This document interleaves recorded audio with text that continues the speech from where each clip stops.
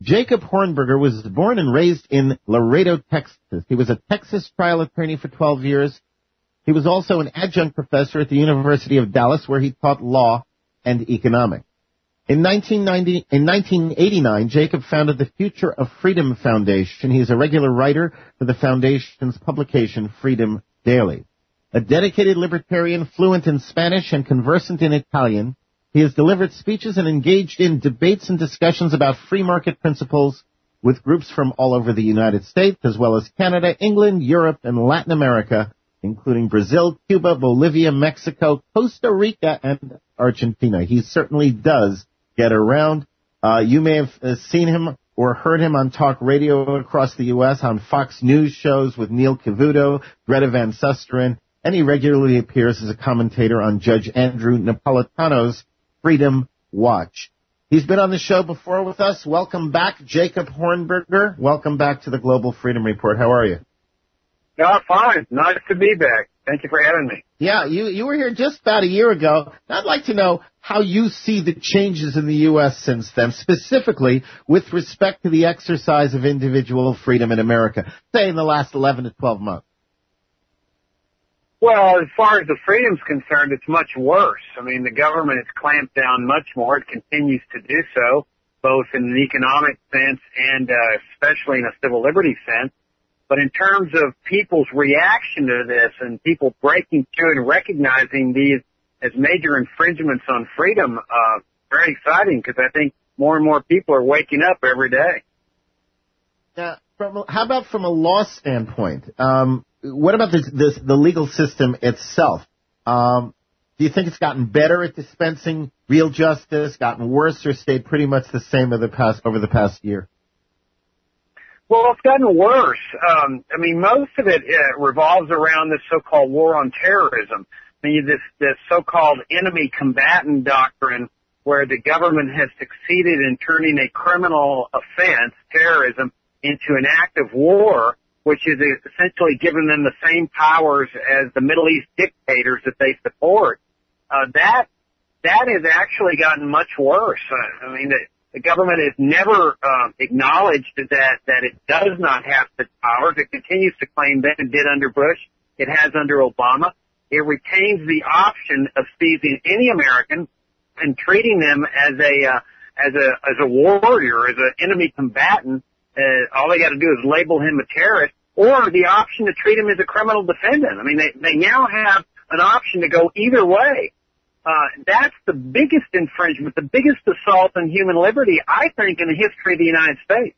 I mean, that's the power that is wielded by totalitarian dictators. It's the power wielded by the Mubaraks and the Assads, the Gaddafis.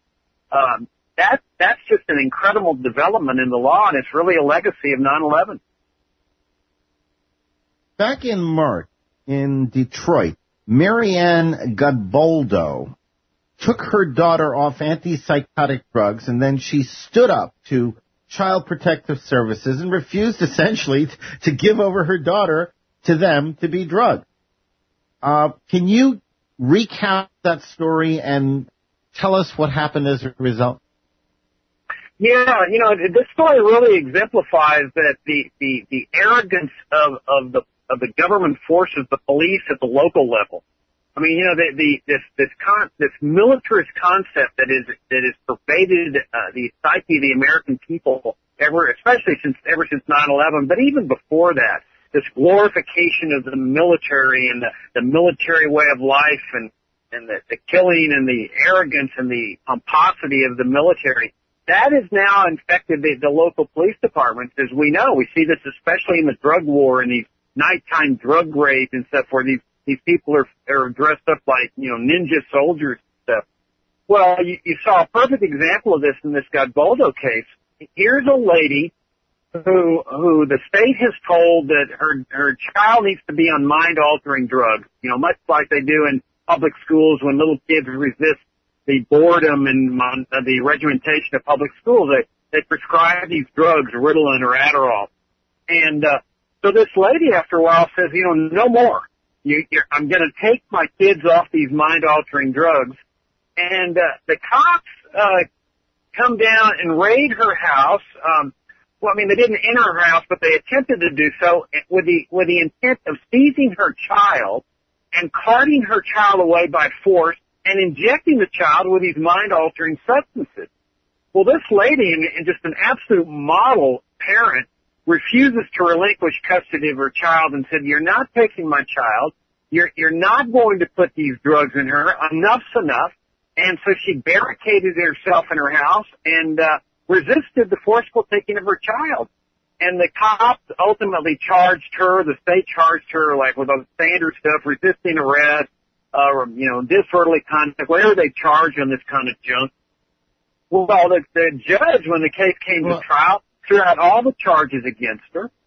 And it turned out that the court order these cops had been using had been illegally signed. They went to the clerk and got the clerk to stamp the order instead of getting the judge to sign the order. Let me interrupt you for a moment to make a point to people. Mm-hmm. Okay, if you ever see a warrant or a legal process that needs to be signed by a judge and it has the judge's signature stamped, that is insufficient in law because that would allow the clerk to issue the warrant, and the clerk doesn't have the legal authority to do so.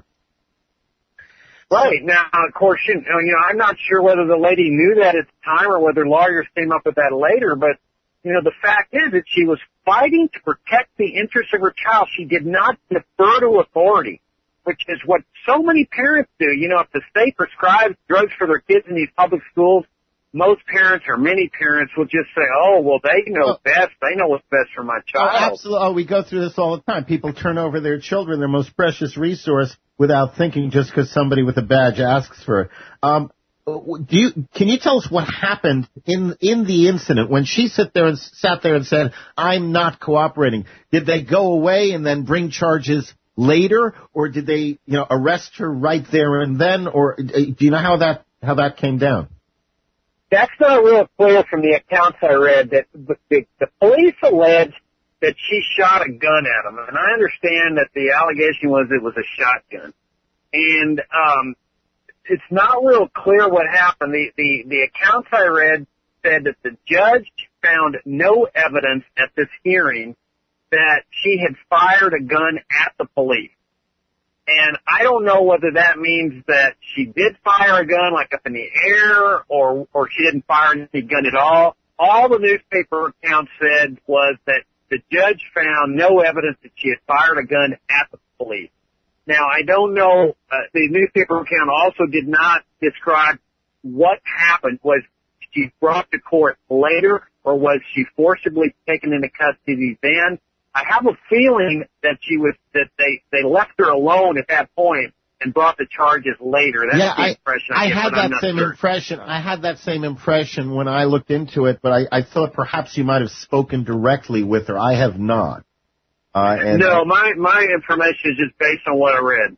Now, I understand that even though the judge threw out, all of these charges, that there was a jury that found her guilty of what they're calling child neglect for taking the child off the antipsychotics, and that there is a guilty verdict in place, and the courts are supposed to issue some kind of ruling at the end of the month, September 29th, on whether this loving mother can remain with her child. Now, I find this to be an atrocity against the family. Can you comment on this aspect of the case?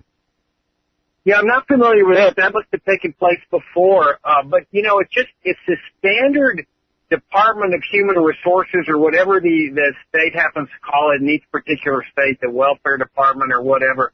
I mean, it's this notion that the state has ultimate control over the family, that they essentially own the family, that the state is sovereign over the family. Now, we all know that there's instances where the state has a legitimate interest in intervening, like if a parent is beating up a child, or sex abuse and so forth. But that's not what's involved in these kind of cases. It's the state taking the arrogant perspective that we know what's in the best interest of your child as to how you're raising this child. Are you putting them on drugs or not or whatever? And here, of all the bizarre things, here the state has waged a 30-year war on drugs. It's totally failed. They continue waging this war because, of course, it's money and power for the state and the drug cartels. But then, bizarrely, they bring charges against this lady for taking her children off these mind-altering substances. Well, it raises the question, Brent, who ultimately makes these decisions in society? I say in a free society, the family does, not the state. Well, okay, let's take a look at the broader picture here. I've asked a question of the listeners today, and the question is a very simple one. Would you support the dismantling of all state child protective services agencies? And most of the responses have been not only, yes, I support it, but speaking of so many of the atrocities that are perpetrated by CPS or the equivalent agencies in various states. It seems like these people regularly assault and threaten innocent citizens, and they do it with impunity. My question is, why is nothing being done? If this many people feel this strongly about it, is something being done? Why does nothing appear to be done to stop criminal assaults on the family perpetrated by CPS? Does anybody ever go after the CPS people? No, because as government officials, they're immune from any kind of liability like that. And the law gives them this sort of green light, this wide ambit of intervening in family affairs to determine what flowed in the best interest of the child. And the people, of course, that bear the biggest grunt of this are the poor. The people that they can assault with impunity because they know they don't have the money to pay lawyers and so forth. So they generally don't go after the rich and the middle class. So the poor people have to put up with the arrogance of these people, coming into their homes and inspecting their homes and seeing if they're raising their children correctly, and then threatening to take their children away if the state feels like they're not raising them correctly. And it's really gratifying to hear, that statistic you just read. I mean, that's my feeling is abolish this dumb agency. If somebody has evidence that a parent is sexually abusing a child or whatever, they can bring criminal charges against them. But the benefits that come from this, the harm that comes from these welfare agencies far exceeds any good they do.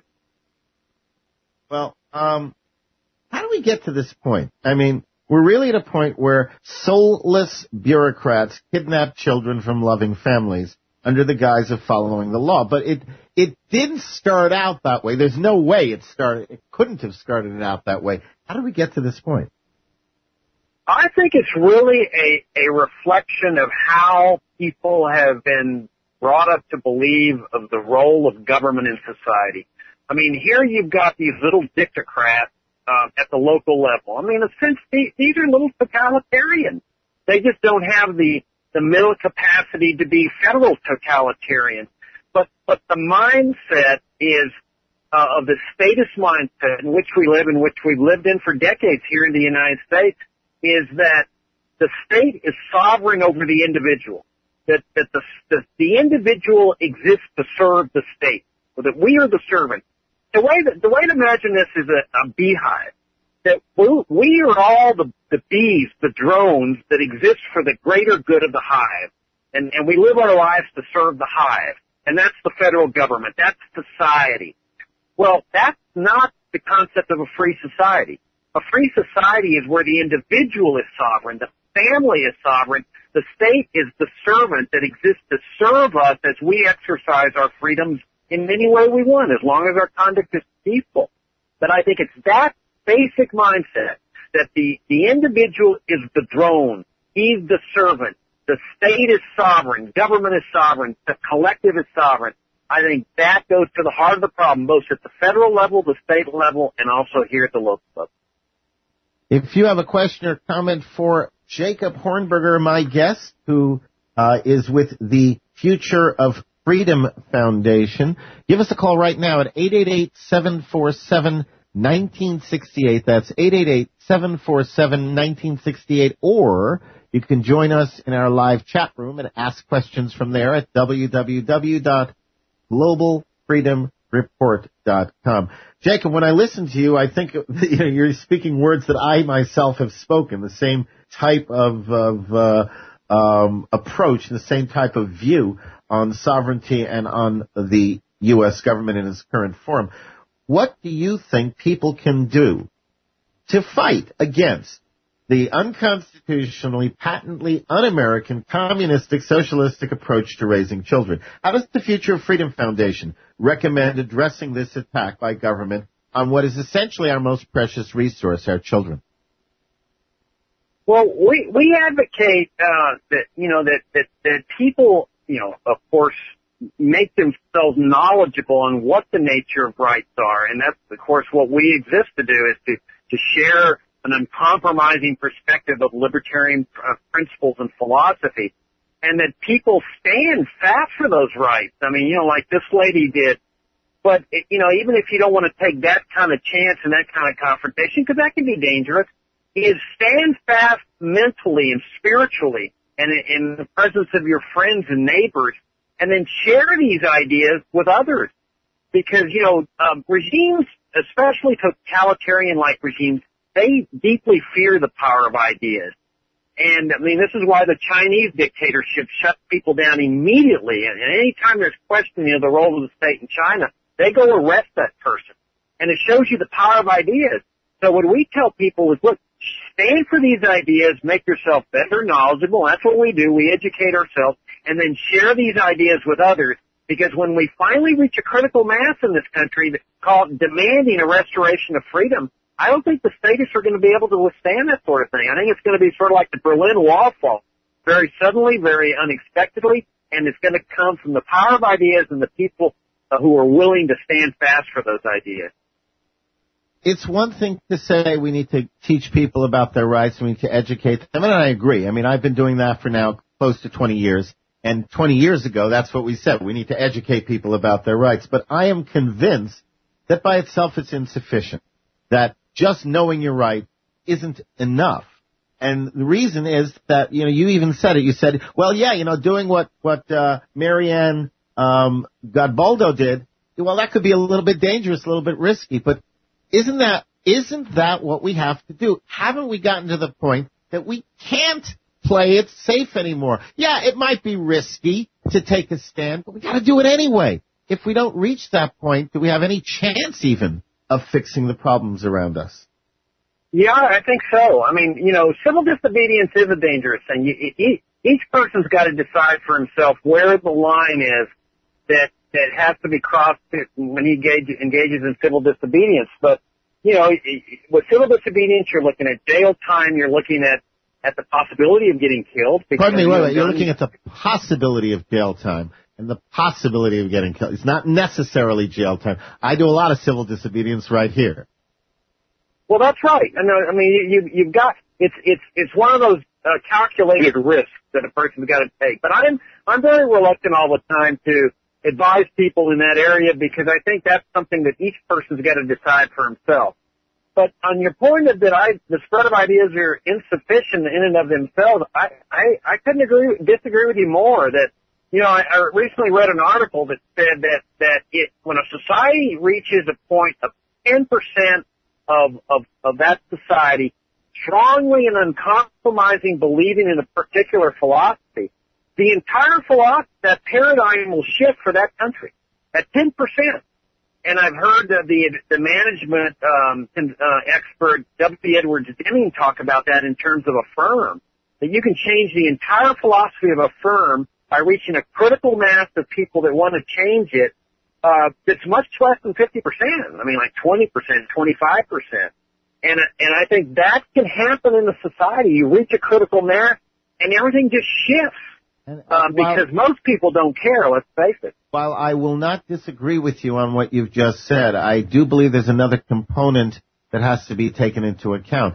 Mitigating all these factors are the fact that the people trying to control everybody aren't stopping. They're not stagnating, waiting for you to become educated and reach your critical mass and then change society. They are continuing, because they don't know how to stop, all of the things they're doing. And so my concern is, while we're educating people, they're not stopping. So I'm not sure just educating people is enough. I do think people need to be willing to take those risks and stand up and say no more. And I also agree with you. It's a personal, definitely a personal choice people need to make. But I think they need to make it. How do people find out more about the Future of Freedom Foundation? How can they get more involved with issues such as this? Well, the best thing to do is just come to our website at fff.org. We've got a free daily email update that we consider the finest libertarian free market newsletter on the market. I mean, if you want to read every day some nice, uncompromising, pure libertarian commentaries, op-eds, editorials, we put together the best one, and it's free for the asking. And then you can kind of explore our website, look at what we're doing. And we've got a monthly journal called Freedom Daily that people can subscribe to. That costs $25 a year. And then people can support us if they like our work. That's how we thrive, and sustain our operations primarily through donations. So just come to our website at fff.org. It's the best way. What do you tell people who say, how do I myself become, directly involved in these issues? What do you tell people? Yeah, that's a fascinating question, and we only got a few seconds. It's very easy. I say you got to figure that one out on your own. What are you good at, and what do you love to do, and what are you interested in? You want to run for office? You want to write letters to the editor? You want to get involved in a think tank? You want to just make donations to people that you think expound your philosophy? And I got to stop you got to figure that out for yourself. I got to stop you there, Jacob Hornberger. Thank you so much for being with us today. My guest has been Jacob Hornberger of the Future of Freedom Foundation and the publication Freedom Daily, www.fff.org. Thanks again, and God bless you in the work you're doing. Thank you, Brent. It's an honor to be on your show, man. It's been a pleasure.